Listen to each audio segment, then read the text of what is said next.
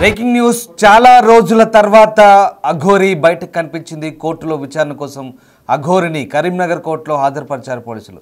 చంచల్గూడ మహిళా జైల్లో ఉంటుంది అఘోరి. అక్కడి నుంచి కరీంనగర్కి తరలించారు పోలీసులు. గతంలో ఓ మహిళను పెళ్లి చేసుకొని లైంగికంగా వేధించిన కేసులో విచారణ చేస్తున్నారు.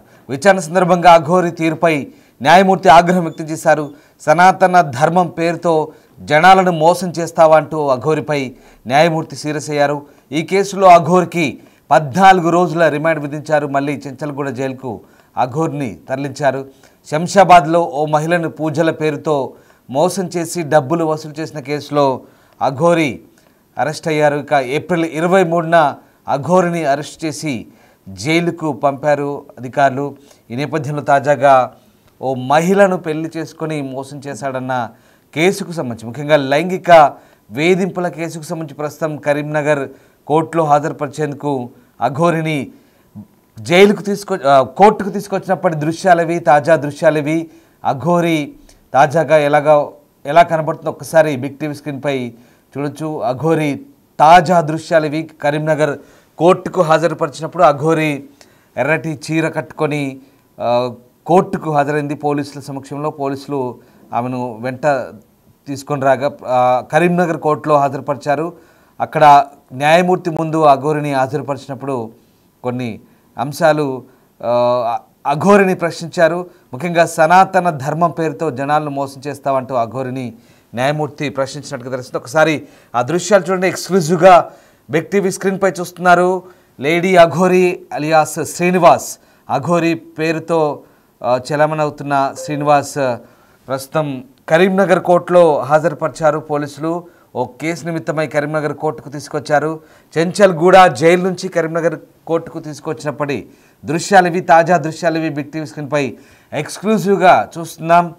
లేడీ అఘోరి అలియాస్ శ్రీనివాస్ కరీంనగర్ కోర్టులో హాజరుపరిచినప్పటి దృశ్యాలు. ఎర్రటి చీర ధరించి కరీంనగర్ కోర్టులో జడ్జి ముందు హాజరైనప్పటి దృశ్యాలవి. చాలామంది పోలీసులు ఆమెను ఎస్కార్ట్ చేస్తున్నారు. ఆ దృశ్యాలు చూస్తున్నాం. దాదాపు ఒకసారి ఒక మహిళ పోలీసులు కూడా ఉన్నారు ఆమె వెంబడి. అలాగే మేల్ పోలీస్ కాప్స్ కూడా ఉన్నారు. చాలామంది ఎస్కార్ట్ చేస్తున్నారు. ఒక వాహనంలో ఆమెని కోర్టుకు హాజరుపరిచి తిరిగి తీసుకెళ్తున్న దృశ్యాలు చూస్తున్నాం. కరీంనగర్కు తరలించారు. చెంచల్గూడ జైల్లో ప్రస్తుతం శంషాబాద్లో మహిళా పూజల కేసుకు సంబంధించి శిక్ష ఎదుర్కొంటున్న అఘోరి ప్రస్తుతం చాలా రోజుల తర్వాత బయటకు కనిపించారు. కోర్టులో విచారణ కోసం అఘోరిని హాజరుపరిచినప్పటి దృశ్యాలవి. కరీంనగర్ కోర్టులో హాజరుపరిచిన నేపథ్యంలో అఘోరి అక్కడ పోలీస్ ఎస్కార్ట్తో వెళ్తున్న దృశ్యాలు కనబడుతున్నాయి. మనకు ఎక్స్క్లూజివ్గా చూస్తున్నాం. గతంలో ఓ మహిళను పెళ్లి చేసుకొని లైంగికంగా వేధించిన కేసులో ప్రస్తుతం కరీంనగర్ కోర్టులో విచారణ జరుగుతోంది. విచారణ సందర్భంగా అఘోరి తీరుపై న్యాయమూర్తి ఆగ్రహం వ్యక్తం చేశారు. చాలా ప్రశ్నలు సంధించారు. ముఖ్యంగా కేసులో అఘోరికి 14 రోజుల రిమాండ్ విధించడంతో మళ్ళీ చెంచల్గూడ జైలుకు తరలించినట్టు తెలుస్తుంది. ముఖ్యంగా సనాతన ధర్మం పేరుతో ఎందుకు మోసం చేస్తున్నావు అంటూ అఘోరిని న్యాయమూర్తి ప్రశ్నించినట్టుగా తెలుస్తుంది. గతంలో శంషాబాద్లో మహిళను పూజల పేరుతో మోసం చేసింది. కొన్ని లక్షలు వసూలు చేసి అఘోరి మోసానికి పాల్పడినట్టుగా అందిన ఫిర్యాదు నేపథ్యంలో ఒకసారిగా ఏప్రిల్ 23న అరెస్ట్ చేసి జైలుకు పంపారు. తర్వాత తాజాగా మళ్ళీ అఘోరి ఏప్రిల్ 23 తర్వాత, అంటే దాదాపు 75 రోజుల తర్వాత, సరిగ్గా 77 రోజులు అవుతుంది. ఇన్ని రోజుల తర్వాత మళ్ళీ అఘోరి కనిపించింది. దానికి సంబంధించిన తాజా దృశ్యాలు ఎక్స్క్లూజివ్గా బిగ్ టీవీ స్క్రీన్పై చూస్తున్నాం. లేడీ అఘోరి అలియాస్ శ్రీనివాస్ ప్రస్తుతం కోర్టులో హాజరుపరిచినప్పటి తాజా దృశ్యాలు ఇవి. అసలు ఏం జరుగుతుంది అఘోరి విషయంలో, ఎలాంటి అప్డేట్స్ ఉన్నాయి, మా ప్రతినిధి గౌతమి జాయిన్ అవుతున్నారు. గౌతమి, లేడీ అఘోరి ఏప్రిల్ 23 తర్వాత మళ్ళీ ఇప్పుడే తాజాగా మనం చూస్తున్నాం అఘోరికి సంబంధించిన తాజా దృశ్యాలవి. ఎర్రటి చీర కట్టుకొని అఘోరి కరీంనగర్ కోర్టుకు హాజరైనప్పటి దృశ్యాలవి. లేడీ అఘోరి అలియాస్ శ్రీనివాస్, ఆమెకు సంబంధించిన అన్ని పరీక్షలు కూడా చేశారు. అఘోరియా లేడీయా కాదా అనే నిర్ధారణ కూడా, సరే అదంతా జరిగిన వ్యవహారం. బట్ ఇప్పుడు ఈ కేసులో, అంటే ముఖ్యంగా ఓ మహిళకు సంబంధించి మహిళను లైంగికంగా వేధించాడు, పెళ్లి చేసుకొని మోసం చేశాడనే కేసుకు సంబంధించి ప్రస్తుతం ఆమెను విచారణ చేస్తున్న పరిస్థితి కనబడుతుంది. సో అసలు ఏం జరుగుతుంది, విచారణ సందర్భంగా ఎలాంటి ప్రశ్నలు అఘోరి ఫేస్ చేసింది, దీనికి సంబంధించిన అప్డేట్స్ ఏంటి, కరీంనగర్ కోర్టులో ఎలాంటి వాదనలు జరిగాయి?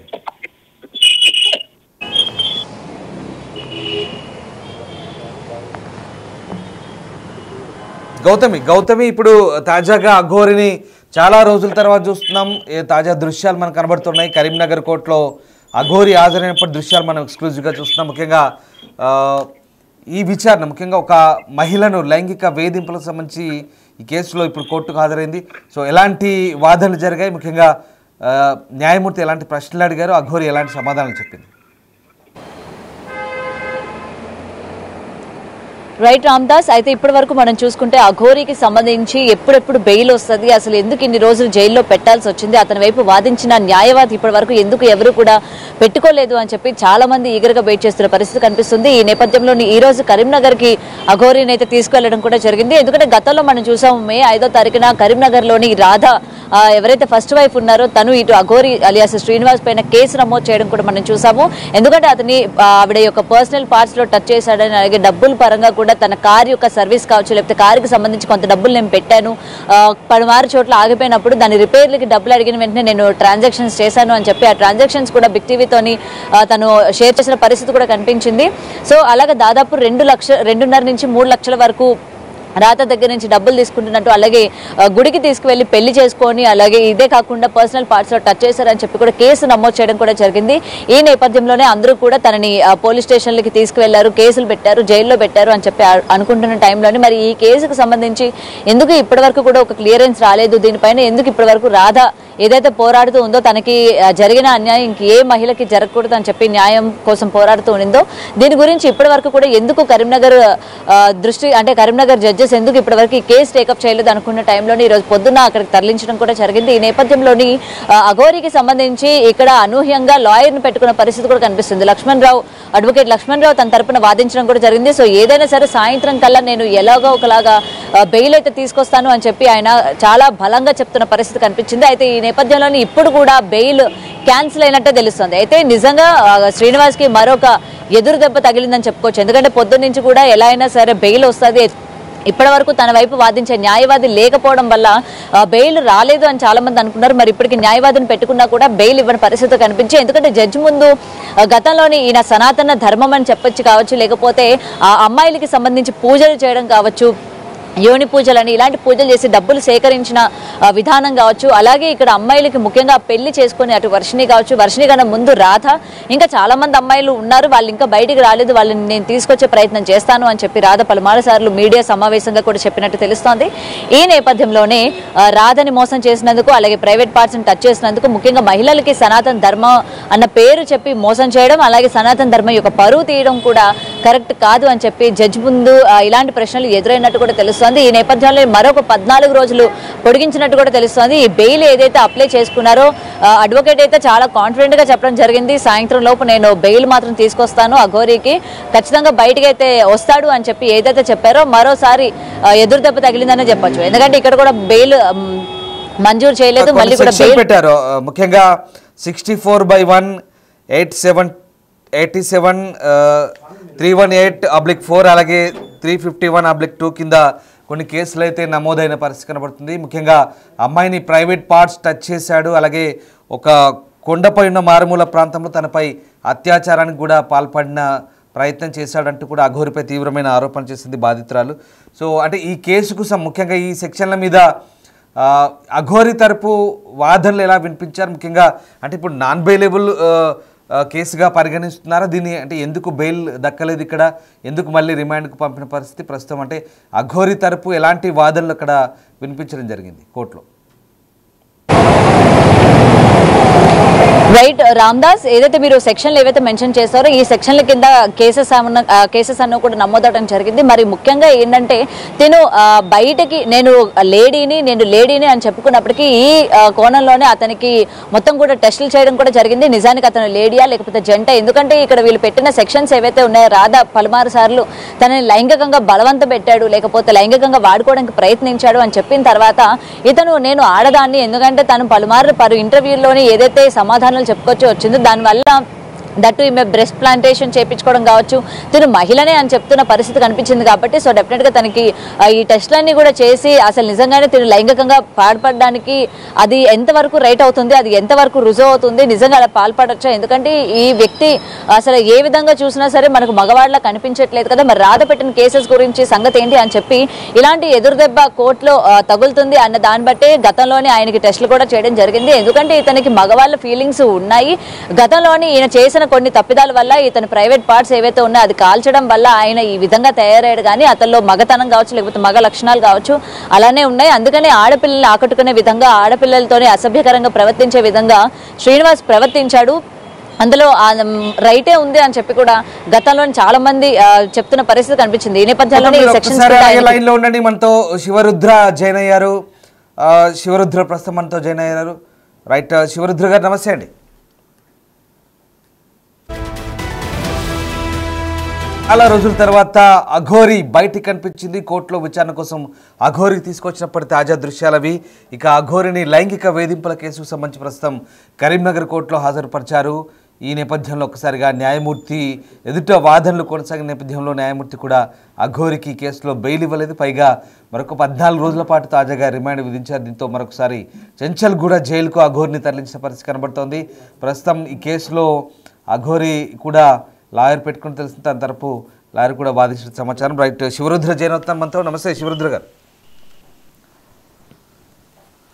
శివరుద్ర గారు నా మాట వినబడుతుందా?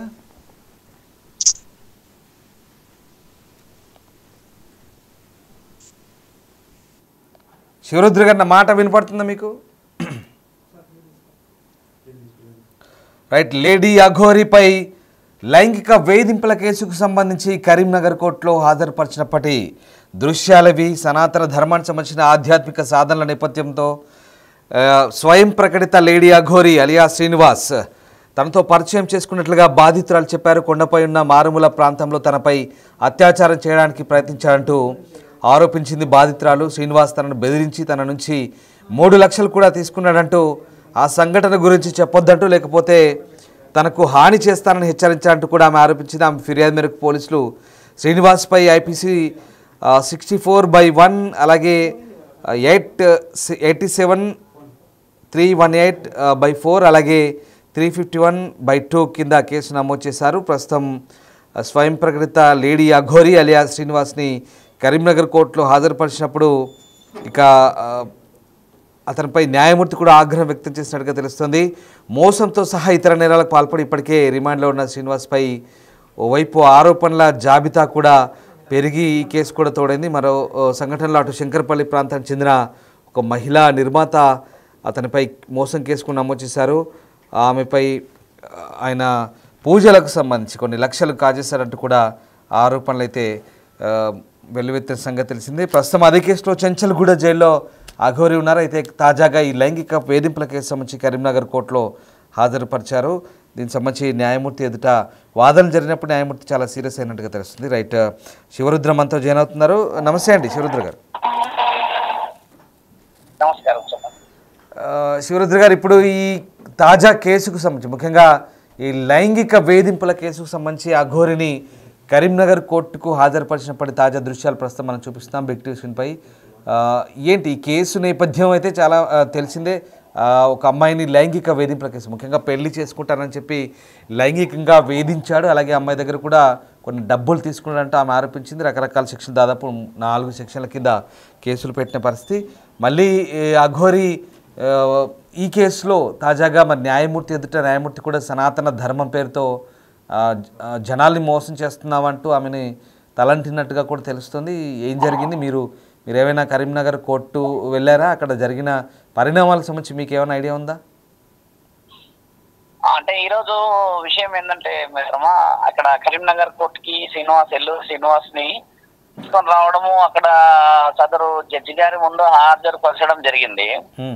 అక్కడ హాజరుపరచడానికి గల కారణాల రాధిక ఇప్పుడు కూడా కోర్టులోనే ఉంది. ఆ అమ్మ మొదటి భార్య అనే ఆరోపణలు, ఆయన అత్యాచారం కింద, తర్వాత డబ్బుల గురించి ఆ గతంలో చేసిన ఆరోపణల రీత్యా రుజువు చేయడానికి ఆ కాగితాన్ని అక్కడ సిపి గారితో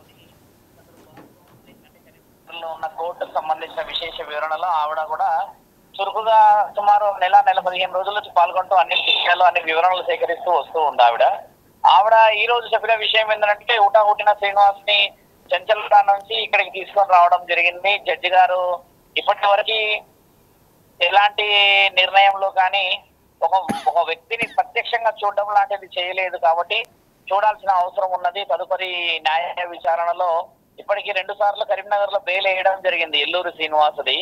2కు సంబంధించిన దాంట్లో ఒక బెయిల్ మొదట ఏగానే వారం లోపటే కొట్టేయబడ్డది. తర్వాత మళ్ళీ 8వ తారీఖు రోజు ఒక బెయిల్ పిటిషన్ ని మాట్లాడితే అది కూడా ఈ రోజు వాళ్ళు కొట్టేసేసి అక్కడ ఉన్న సదరు జడ్జి గారు మళ్ళీ 14 రోజుల రిమైండ్ కి డిస్కషన్ ఇచ్చారనేది రాధిక ఆ మొదటి భార్యకు సంబంధించిన విషయాలు ఆవిడ చెప్పడం జరిగింది స్వామి. తర్వాత సనాతన ధర్మ కార్యక్రమాల నిమిత్తం అఘోర అఖాడా నుంచి ఏదైతే మనం అధికారికంగా ఒక ఉత్తరాన్ని ఒక లేఖని మనందరం పొందపరిచాము అంటే 3 నెలల క్రితము ఎల్లూరు శ్రీనివాసు తర్వాత వర్షినికి సంబంధించిన విశేష వివరణలు ఆడవాళ్ళని ఈ విధముగా యోని పూజలు అంటూ కానీ ఇంకేదైనా అధర్మ కార్యక్రమాలు తాళి కట్టుకుంటూ పోతూ ఉంటే దాని పేరు అఘోరాలని బ్రహ్మ విష్ణు పరమేశ్వరులని కొన్ని విశేషాలు అంటూ ఉన్నాడన్న కాగితాలన్నీ సదరు న్యాయమూర్తి అంటే జడ్జి గారు న్యాయవాదుల సమక్షంలో ఇక్కడ రాధిక అనే అమ్మాయి నుంచి పబ్లిక్ ప్రాసిక్యూటర్ గారు మాట్లాడడం జరిగిందంట. వాదోపవాదాల మధ్యలో ఆయన గారికి సంబంధించి ఒక లాయర్ కూడా వచ్చారు అన్న మాట కరీంనగర్ లో ఈ రోజు ఆవిడ మనకి విశేషంగా చెప్పారు. ఇక్కడ ఇవాల్టి కేసులో స్వయం ప్రకటిత అఘోరి అలియా శ్రీనివాస్ ఈయన కూడా వకీల్ను పెట్టుకున్నట్టుగా తెలుస్తోంది. సో ఆయన తరపు నుంచి పెట్టుకున్నారంట. వకీల్ కూడా వచ్చారు ఈ రోజు. ఒక చిన్న జూనియర్ అడ్వకేట్ గారు ఉన్నారంట అక్కడ. ఉన్న తర్వాత అడ్వకేట్ గారిని మందలించారు జడ్జి గారు. కొన్ని విశేష వివరణలు సేకరించాల్సిన అవసరం ఉన్నట్టు మీరు ఏ విధంగా న్యాయ నిర్ణయాన్ని చేసుకుంటూ వస్తున్నారు. ఆడపిల్లలకి తాళి కట్టిన విషయం ఒకటి, సనాతన ధర్మం పేరు చెప్తూ అఘోరా కాదు ఈయన ఎలాంటి సాధువుడు కాదు రుజువు పెట్టిన కాగితాలు ఒకటి, తర్వాత కొమరవెల్లిలో ఒక అతని మీద కత్తితో దాడి చేసింది ఒకటి, అంబేద్కర్ బాబాసాహెబ్ అంబేద్కర్ గారిని దూషించిన కాగితాల సేకరణ ఒకటి, తర్వాత అర్ధనారీశ్వర్లు అంటే కిన్నర్స్ ఎవరైతే ఉన్నారో వీళ్ళందరూ ట్రాన్స్జెండర్స్ షాంపీర్పేటలో పెట్టిన కేసే కానీ, ఆ తర్వాత మళ్ళీ వేములవాడ లోకల్లో పెట్టిన కేసే కానీ, కొత్తపల్లిలో పెట్టిన కేసే కానీ ఇన్ని కేసుల్లో అన్ని విచారణ జరుగుతూ ఉంది.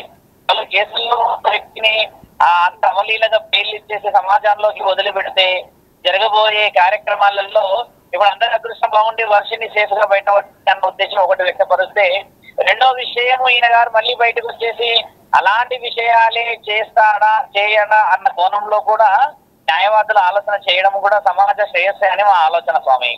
రైట్. ఇప్పుడు శివరుద్ర గారు మనం తాజా దృశ్యాలు చూస్తున్నాం. హర్షిని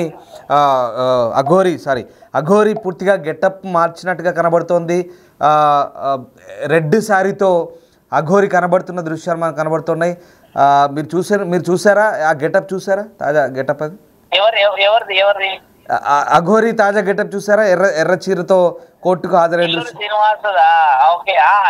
ఎర్ర చీర కట్టుకున్నాడు ఆయన. ఇప్పుడు మ్యారేజ్ అయిన తర్వాత కట్టుకున్న చీరే కదా మీరు అంటున్నారు. ఆ రోజు కట్టుకుని వచ్చినప్పుడు సెంట్రల్ కూడా పోలీస్ అధికారులు తీసుకుని వచ్చినప్పుడు చీరే కాబట్టి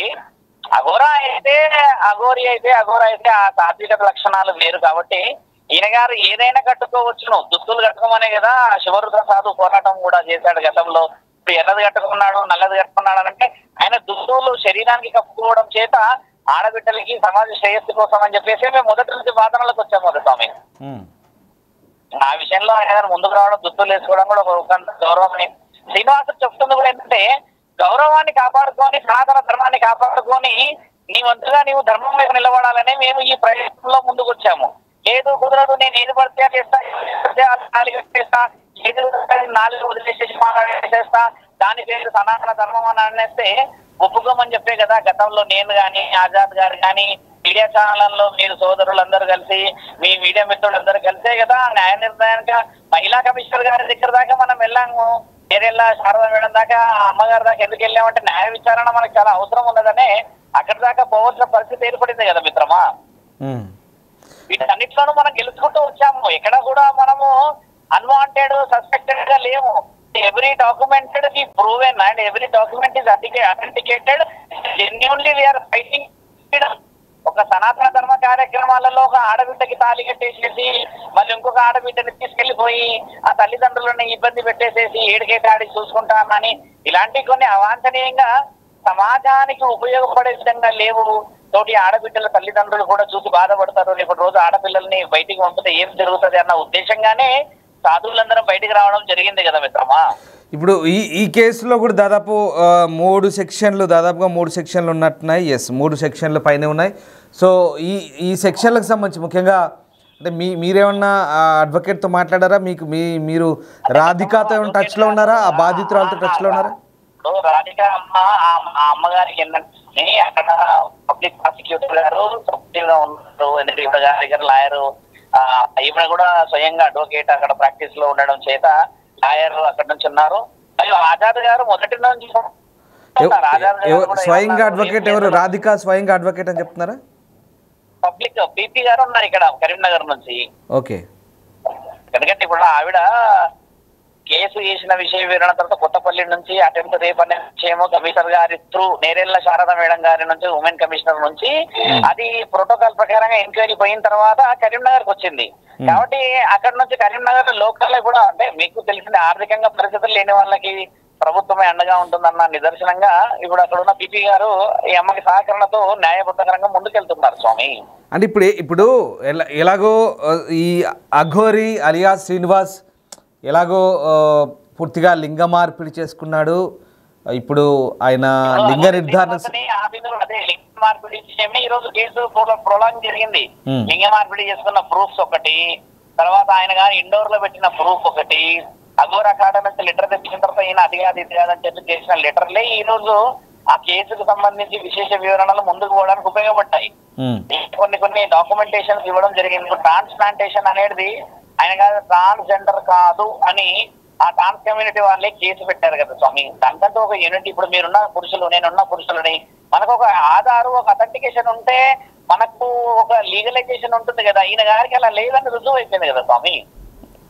అంటే అధికారికంగా ఇప్పుడు ఆయనకు ఎలాంటి రుజువు ఇచ్చారు మరి? అంటే లింగ మార్పిడి తర్వాత ఇప్పుడు ఆయన ట్రాన్స్గా మారిన నేపథ్యంలో కోర్టుకు సమర్పించిన దాంట్లో ఏం చూపించారు? ఆయన ఆడ మగ చూపిస్తారు, పురుషుడనే చూపిస్తారు. ఎందుకంటే ఆయన గారు ఏదైతే పురుషాంగం ఉందో దాన్ని కొన్ని అనివార్య కారణాల రీత్యా నేను పరమశివుడికి ఇచ్చా, నేను వాళ్ళకి ఇచ్చా, నేను నేలకి ఇచ్చా అని చెప్పాడు. ఇది వాస్తవికంగా మాట్లాడాల్సిన విషయమే. కానీ జన్యు మార్పిడి పుట్టుకతో వస్తే కదా మీరు అన్న విషయాల్లో ఆయన ఏదన్నా జెండర్ చేంజెస్ అయిందని చెప్పొచ్చు. అలా లేదు కాబట్టి ఈజ్ మేల్, అబ్సల్యూట్లీ మేల్. అయినా పెన్నీస్ మాత్రమే లేదు అంతేగాని is behaving and the way of his attitude showing completely male version only.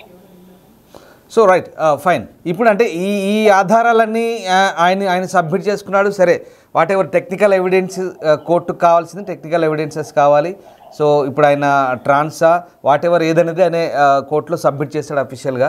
But ఇప్పుడు కోర్టు కూడా 14 రోజుల రిమాండ్ అయితే విధించింది. ముఖ్యంగా అంటే చీటింగ్ చేస్తున్నావు అనే కోణంలో అయితే ఇది మంచి పద్ధతి కాదు, సనాతన ధర్మాన్ని అడ్డం పెట్టుకోనంటూ కోర్టు కూడా మొట్టికాయలు వేసిన పరిస్థితి. బట్ ఇప్పుడు ఆ సోకాళ్ళు బాధితురాలు రాధిక తన వర్షన్ ఏంటి, తన వైపు నుంచి ఇంకా ఎలాంటి గట్టి వాదనలు వినిపించే అవకాశం ఉంది? ముఖ్యంగా ఈ కేసు చాలా సీరియస్ గానే రాధిక కూడా ఈ రోజు రేపు ప్రెస్ మీట్ వస్తున్నారు. ఆవిడ కూడా ప్రెస్ అరేంజ్మెంట్ల విషయంలో ఉన్నారు. ఆవిడ వర్షన్ ఏమంటుందంటే ఇప్పుడు మాతో మాట్లాడినప్పుడు గురువు గారు ఆడపిల్లల విషయంలో చాలా ముందుకు వచ్చి ఈ విధంగా సమాజాన్ని భ్రష్టు పట్టించిన వాడిని ఎట్టి పరిస్థితుల్లో వదలలేము, మేము వదలకూడదు, మాకు న్యాయమే జరగాలి, నేను అవసరమైతే అక్కడే కోర్టు ముందే నిరాహార దీక్షకు దిగుతా నేను ఆయన గారి విషయంలో అని అక్కడ కోర్టులో ఉన్న ఎవరెవరైతే న్యాయవాదులు ఉన్నారో వారితో గొడవపడుతుంది ఆవిడ. నాకు న్యాయం జరగలేదు, నన్ను బజారుకు లాగాడు, నన్ను బజారు అని సంబోధించాడు, నన్ను చాలా చాలా అవమానపరిచాడు, నన్ను వాడుకున్నాడు, నా దగ్గర డబ్బులు తీసుకున్నాడు, నా యొక్క పర్సనల్ అంటే వ్యక్తిగతమైన జీవితం మీద దెబ్బ కొట్టాడు.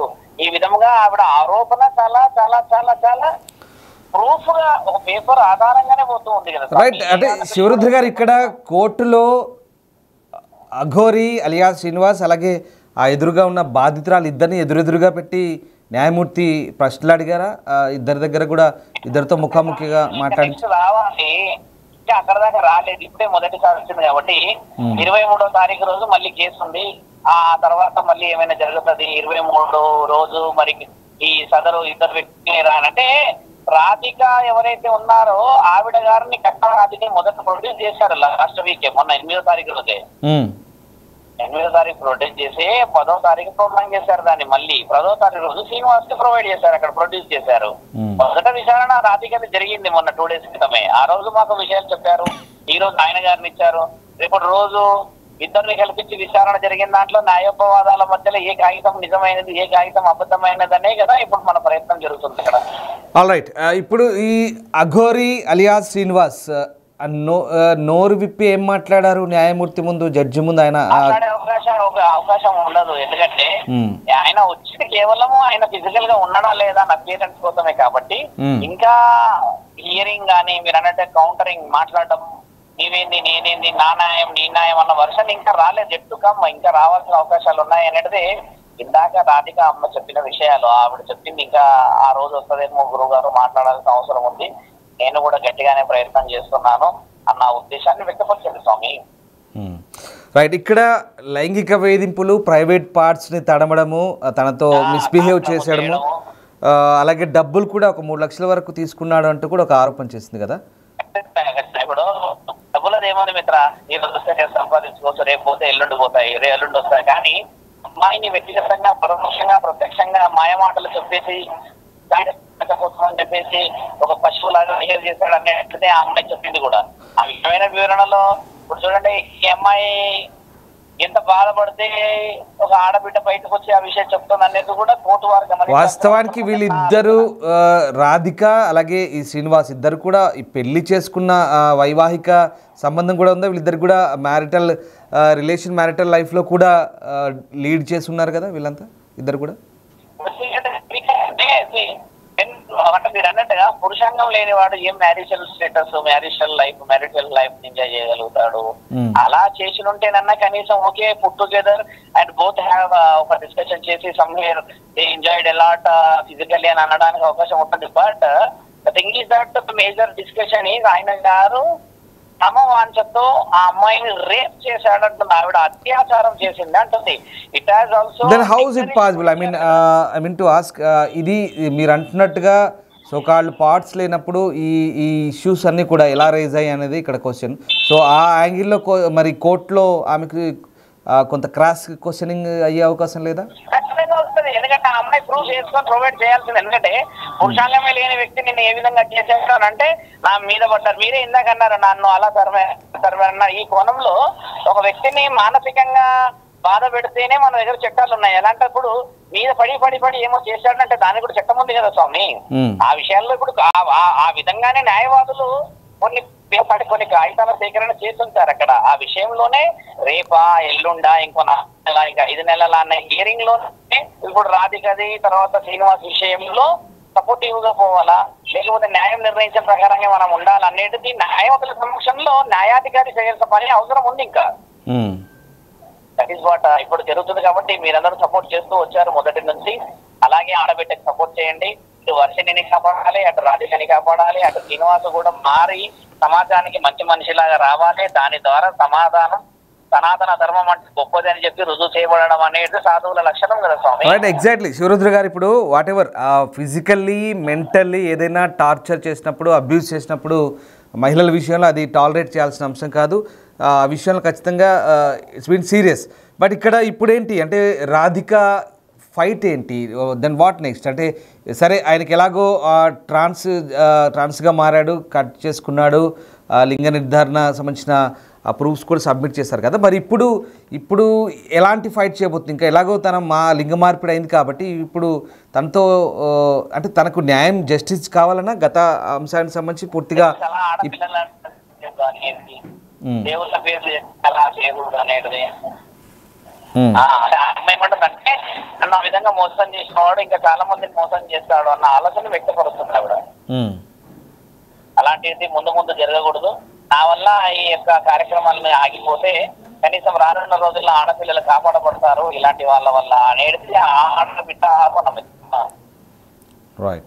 సో మళ్ళీ ఏంటి ఇప్పుడు ఈ 14 రోజుల రిమాండ్ తర్వాత దెన్ మళ్ళీ కోర్టులో మళ్ళీ ప్రొడ్యూస్ చేయబోతున్నారా? అప్పుడు ఇద్దరు చేసే అవకాశాలు ఉన్నాయి. అంటే నా అంటే ఇప్పటి నుంచి చెంచల్ కూడా జైలు నుంచి మాత్రమే ఆయన గారు జడ్జి గారికి సంబంధించిన విషయాలకు వెళ్తారు, ఫిజికల్ గా రారనేది సమాచారం ఇచ్చారు. అప్పుడు ఇద్దరు రావచ్చా? ఇద్దరు వచ్చే అవకాశం ఉందా ముఖాముఖి? ఇప్పుడు ఇక్కడనేమో ఫిజికల్ గా రాధిగా ఉంటుంది కరీంనగర్ కోర్ట్ లో, విర్చువల్ గా ఈ సియాస్ అంటే జడ్జి గారు చూస్తుంటారు కదా, if any cross questioning, if any queries discuss అనేది వాళ్ళ అడ్వకేట్ శ్రీనివాస్ మాట్లాడగలుగుతాడు. దెన్ వర్చువల్ గా వస్తారా? అప్పుడు అవసరమైతే మళ్ళీ పిలిపిస్తారా? పిలిపించే అవకాశాలు ఉంటాయి. రైట్, సరే ఫైన్. అది కోర్టు ఇష్యూస్, కోర్టు ఆర్గ్యుమెంట్స్ అవన్నీ అవుతున్నాయి. ఫైనల్గా మీరు ఏం చెప్తున్నారు? మొదటి నుంచి కూడా మీరు వ్యతిరేకిస్తున్నారు సనాతన ధర్మం పేరుతో ఇదంతా కూడా చేసేది, ये सब गलत है అంటున్నారు మీరు. సో या राइट, ये पूरा गलत है. ऐसे सनातन धर्म को कोई अगर अधर्म बोल के आए तो कौन से भी एनी सर्कमस्टेंसेस हम रोकने वाले नहीं है, रुकने वाले नहीं है. सनातन धर्म बहुत आगे जा रहा है और अपने स्त्री शक्ति को बहुत आगे बढ़ाना है, गोरक्षा को बहुत आगे बढ़ाना है. श्रीनिवास बहुत जल्दी से जल्द भगवान की कृपा मिलना है और मिलके उन्होंने बहुत जल्दी से जल्द बदल के अपने सनातन में आके धर्म कार्यक्रम के लिए उन्होंने भी फिरना है. हमारा मेन इच्छा वही है कि उन्होंने भी चेंज हो जाए और ये समाज में उन्होंने भी आना है, उनके माँ और बाप का साया में जाना है और उनको सेवा करना है, एक अच्छी सी जिंदगी उन्होंने देखना है बोल के हम हमारे भगवान और हमारे गुरु से भी यही इच्छा मांगते हैं मेरे मित्र. బిల్కుల్ శివరుద్ర గారు, మీరు కూడా అంటే ఇప్పుడు కోర్టులో కూడా అదే చెప్పినట్టుగా అర్థమవుతుంది మనకు. మొత్తం మీద కోర్టులో కూడా ఆ రకంగానే తలంటున్నట్టుగా అర్థమవుతుంది. వాట్ ఎవర్, ఇంకా దీని గురించి ఇంకా ఆర్గ్యుమెంట్స్ జరగాల్సిన ఉంది, ఇంకా కోర్టులో ఉంది కాబట్టి మనం దీని గురించి పెద్దగా ప్రొలాంగ్ చేయాల్సిన సందర్భం అయితే నాకు కనబడట్లేదు. థ్యాంక్ యూ వెరీ మచ్, మాతో జైనందుకు ధన్యవాదాలు శివరుద్ర గారు. రైట్, ఇది మొత్తం మీద స్వయం ప్రకటిత లేడీ అఘోరి అలియాస్ శ్రీనివాస్ను కరీంనగర్ కోర్టులో హాజరుపరిచినప్పటి దృశ్యాలవి, తాజా దృశ్యాలు. ఇవాళ కోర్టులో చెంచల్గూడ జైలు నుంచి అతన్ని లైంగిక వేధింపుల కేసుకు సంబంధించిన విచారణకు సందర్భంగా తీసుకొచ్చినప్పటి దృశ్యాలవి. సో అక్కడ జడ్జి చాలా క్లియర్గా సనాతన ధర్మం పేరుతో ఎందుకు ఇలా చీట్ చేస్తున్నామంటూ ఫైర్ అయినట్టుగా మండిపడ్డట్టుగా తెలుస్తోంది. సో ప్రస్తుతానికైతే ఇంకా 14 రోజుల రిమాండ్ విధించారు. ఇంకా పూర్తిస్థాయి ఆధారాలు, ఎవిడెన్స్లు అన్నీ కూడా మళ్ళీ ఒకసారి విచారించిన తర్వాత మళ్ళీ 14 రోజులకి అప్పుడు ఎవరైతే కంప్లైంట్ ఉన్నారో, సో రాధిక బాధితురాలు ఎవరైతే ఉన్నారో తను కూడా బహుశా ఫేస్ టు ఫేస్ విచారించే అవకాశం అయితే కనిపిస్తుంది. సో వాట్ ఎవర్, మొత్తం మీద లేడీ అఘోరి చాలా రోజుల తర్వాత కనబడ్డారు. కొత్త గెటప్లో చూస్తున్నారు. చీరలో కరీంనగర్ జైలుకి వచ్చినప్పుడు దృశ్యాలు. పాపం తల దించుకొని స్వయం ప్రకటిత లేడీ అఘోరి అలియా శ్రీనివాస్, ఓకే పాపం ఎందుకు అనాలి కానీ, నిందితుడిగా కోర్టులో హాజరుపరిచినప్పటి దృశ్యాలు అవి. చాలామంది ఎస్కార్ట్ చేస్తున్నారు, చూడండి ఒకసారి ఎంతమంది పోలీసు ఉన్నారు. సో ఆ రకంగా కరీంనగర్ కోర్టుకు తీసుకొచ్చినప్పుడు దృశ్యాలు అవి చూడాలంటే. ఆల్రెడీ ఒక పూజ కేసుకు సంబంధించి ప్రస్తుతం చెంచల్గూడ జైల్లో డబ్బులు తీసుకొని పూజలు చేస్తానని మోసం చేసినట్టుగా ఆ కేసులో ప్రస్తుతం ఏప్రిల్ 21న వెళ్ళారు చెంచల్గూడకి జైలుకి. మళ్ళీ దాదాపుగా 75 రోజులు పైన అయింది. ఇప్పుడు తాజాగా మళ్ళీ ఈ కేసులో 14 రోజుల రిమాండ్ విధించారు. సో అఘోరికి ఇంకా కష్టాలు కొనసాగుతున్నాయి. చూడాలి ఇంకా కోర్టులో ఎలాంటి వాదనలు జరుగుతాయి, తదుపరి ఏం జరగబోతుంది అన్నది వెయిట్ అండ్ సీ.